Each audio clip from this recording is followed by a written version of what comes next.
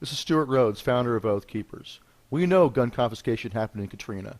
In fact, that's one of the reasons I started Oath Keepers, was because of that atrocious example.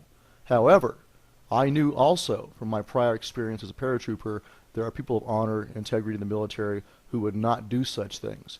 But until now, we did not have evidence of that happening during Katrina. But I present to you an interview with Sergeant Joshua May, Utah National Guard, who did stand down and did refuse. In fact, his entire unit refused. I'm here with Joshua May, and Joshua and I just met today.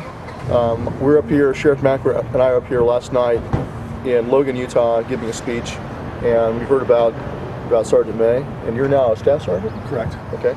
And he's in the National Guard here in Utah, and we heard about his story. In Katrina, we didn't realize this, but there were people who refused to participate in any gun confiscation, and Sergeant May was one of them. And so go ahead and tell us your story. Well, when we got to Katrina, we were actually down in the southwestern part of the state, down in more of a rural area. And there, of course, were rumors and things that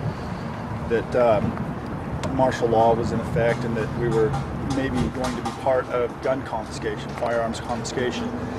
And you were in an intelligence unit at the time? We were in an intelligence unit at the time, and we were just going down to pull security is what we heard at first, and help out our brothers and sisters down there. Right. And you were stationed in a more rural part of Louisiana? We were in a rural part of Louisiana, down the southwestern area. A little town called Erath is where we did our security. Right. And so there were some rumors, and a group of us had gotten together, a group of my buddies in the military, and we had talked about whether or not this was the right thing to do, and we came to the consensus that no, we will not be taking firearms. And so when we got there, because I was the loudmouth of the group, they asked me to go and talk to the commander, which I did, and I just explained to him that there's a group of us that we won't do that. He told us at that time that that's not happening here, don't worry about it. Then we won't be doing that. And in that area, we didn't have any problems. Right. Now, in fact, you had some interaction with local folks who were taking care of their own security. Right? I did, yeah. It was interesting. The first night we got there, it ran into these folks. They were meeting on the front lawn of one of the homes. And when we came up the first time, they were really standoffish, and it took a few days and maybe a week to get them to actually open up to us. And what they were actually doing is they would meet and say one of their neighbors was having stuff pilfered or taken away from the place because, fridges are big items on the FEMA credit card. They were taking the fridges away to either sell them or put them on their front lawn so they got more money. So these guys were going around and providing security at their neighbors' houses. And when we first came up, they were standing on the front lawn, and some of them were armed, and they thought we were there to take away their weapons because they had heard the rumors that martial law was in effect and we were going to take them. It took us several days to convince them that's not why we were there. Right. Once we convinced them, they actually started giving us a lot of intel saying this is what's happening around town. And it became a really good working relationship there. They were standing there with shotguns and rifles? Oh, sure, yeah. Shotguns, hunting rifles. How many guys were there on the lawn? 20 to 30. So half the town? Half the town, probably. Yeah, it was a really small town. It was a third to half the town, probably, of the adult males. And you guys were pulling, what were you doing exactly, pulling security? We were helping. We had a static guard that watched over the water and MREs that were being handed out during the day. At nighttime when everyone was, the curfew started at 10 p.m., so we had to have somebody there to watch that so it didn't walk away. And then the police department there asked us to also have a roving guard just to help them keep eyes on, because their night shift, there was only one officer on duty. Right. So we had a radio and we'd just tell them, hey, we saw this car coming your way. And that's when you pulled up to these guys? That's when we pulled up, was on our roving guard. Me and my buddy that I was with, we pulled up on them, and it was tense the first few times we did that. And they would move around to different people's houses, but it was always before curfew, and they were always off the street by curfew. They just decided, these are the houses we're going to watch tonight. Right. They'd split up and get into the houses before curfew, and then after curfew they'd come back out and go to their own homes. So when you guys first got there, you heard these rumors, and the first thing you did is sit down and talk among all the enlisted men. Correct. Talk about what you're not going to do. There were some junior ranking officers too. They probably wouldn't be happy if I'd said that, but they were involved too. The constitutional loving people were there going, we're not doing this. And out of your company, you're talking about how many men then? When it was all said and done, by the time I went to talk to the commander about it, it was more than half the company. It was a large percentage. 2/3 of the company probably were saying we don't want to confiscate. So others were saying nothing at all, or what were they saying? Others were kind of sitting in the back, seeing how it would all play out, I think. Right. Because in the MI field, it's really hard to create waves because you have security clearances. Right. So even me talking about this now. So a lot of guys are worried about security clearances? Yeah, people worry about that. They're afraid to talk even if things aren't classified. Right. Because they don't want someone to spin it on them. Gotcha. So they were kind of sitting back and seeing what's going to happen, but at least half of them were very outspoken. Very well within our group. Right. When it came time to talk to people, they would if they were asked, but I'm kind of bullheaded, so I take it head on. I charge into it. And so they kind of recruited you, volunteered you to be the guy that went up there and be that guy. And that's been happening since I've been in the military. 10 years. I'm always the guy that gets put in front of the colonel or whoever to tell them our side. Right. Well, it takes one man to do what's right sometimes. So, but half your company was committed and pretty adamant that they're not going to confiscate firearms. Correct. And then you went up to your commander, and your commander's response was, "We're not doing that here. Don't worry about it." We're not going to be doing that. Don't worry about it. That's not our mission. Okay. But then you were later on deployed to Louisiana itself, into the city. Well, into New Orleans, yes. I'm sorry, into New Orleans. That's okay. That's what I meant. Right. Yeah. And it was a long bus ride, so again the talks came up. And on the way there. On the way there, and it's really happening there. What are we going to do? So you guys knew that in New Orleans proper, the rumors were on. there. Okay. And the rumors were it's actually happening. Right. And so without actual intelligence, because we weren't collecting it ourselves, we didn't know. It was rumored that it was happening.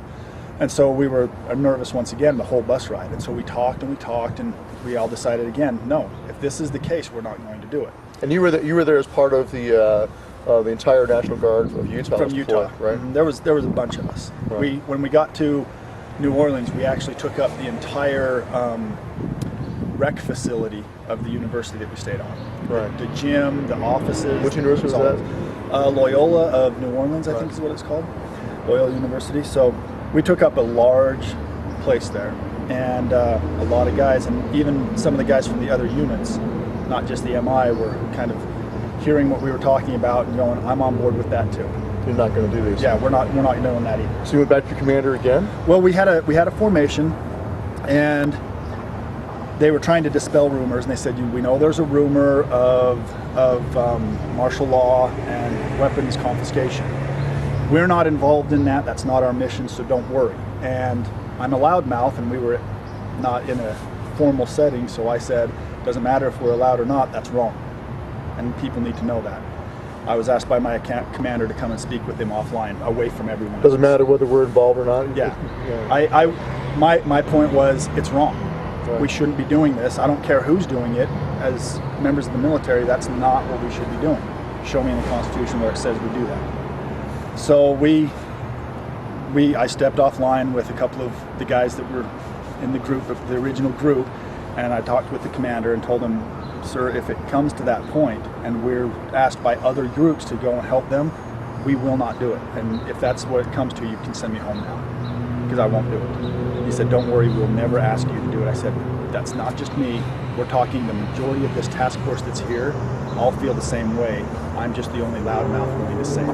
Let me ask you this. Do you think the other elements, the other units within the Utah Guard that were there, they had already been discussing among themselves? Or is this something that spread from your unit? Is it all your fault? I don't think it was all my fault. I think I was just the loudest person. Right. I always am. But I do think, because it wasn't like they just came into the conversation and went, oh, hey, that sounds good. It seemed to me that they had been maybe discussing it a little bit. Right. And when they heard me using my loud voice indoors, saying I won't do it and neither should you, they kind of came in and said, yeah, we feel the same way, and we've kind of been discussing that too. What would we do? But if you guys are on board, we're behind you. So now what did the commander say as far as how he's going to communicate this to the big army or anybody else? He kind of, being in his position, I can see where it would be difficult, but he said, because Big Army was there, 82nd Airborne was there. 82nd was there in the French Quarter. he says, you know, big army. And when he said big army, I kind of perked up and went, whoa, why? Why are they even here? And we'd heard reports that they were going to be there, but we thought, why are we using active duty soldiers here? That's not their job. They only know one thing. And so we... your perspective was, this is the job of the National Guard. This is the job of the National Guard. That's, right. You know, and it was a volunteer mission. And I remember telling my employer at the time, this is what I joined up to do.